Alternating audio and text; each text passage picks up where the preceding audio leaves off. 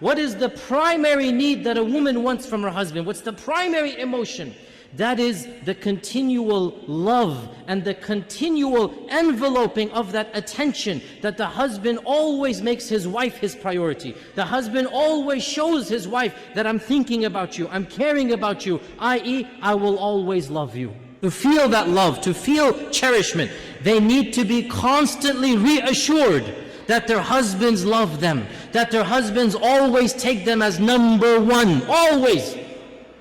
If women could get away with it, they want to be put on the pedestal and the husband just looks at them all day and night, and that would be great for them, right? They want to be number one in their husbands' lives. So they want constant reassurance that the husband always loves them. Now, brothers, listen to this. Wives, do not take your love for granted. You take your wife's loves for granted. You don't need your wife to constantly reassure you that you love me, you love me. No, you take it for granted.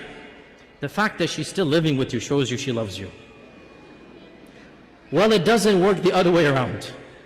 It does not work the other way around. A woman is always double guessing. Does he still love me? Does he still think about me? Does he still care about me? Does he still put me number one?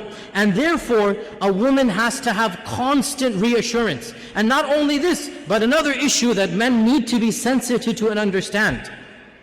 Women are very conscious of their looks, and they're comparing their looks with other women all the time.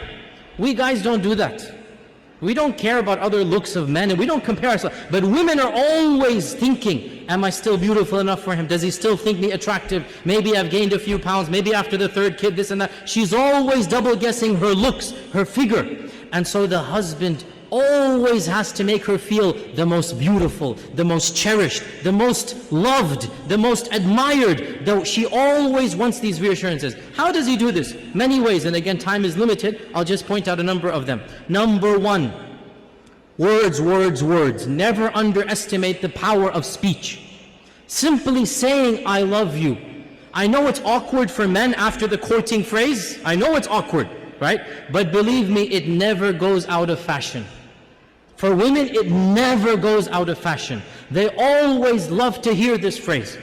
Our Prophet ﷺ and Aisha were joking once, and Aisha said to the Prophet ﷺ, "Kayfa hubbuka li? How much do you love me? How is your love for me?"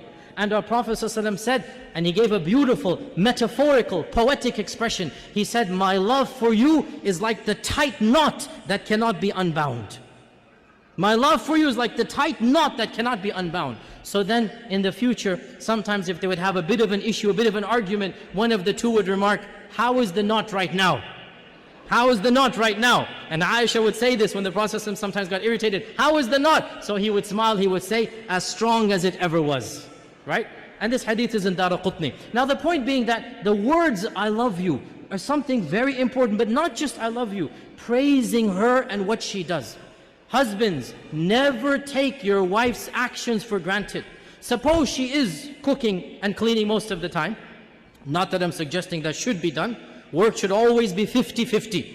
Wives cook and husbands eat. No, don't give me. Work should always be 50-50. Don't misquote me there. But I'm just saying, suppose she cooks and suppose she cleans, right? Never take it for granted. Always, once in a while, come and compliment her. MashaAllah, that was great. You know, I really appreciate what you're doing for me. Those words, they go a long way. Your wife realizes, you know what, he's not taking me for granted. Very important. Another thing that the woman wants is time. And time, this is now a difference in language.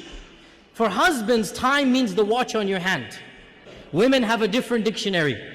Women have a different vocabulary. For women, time means attention.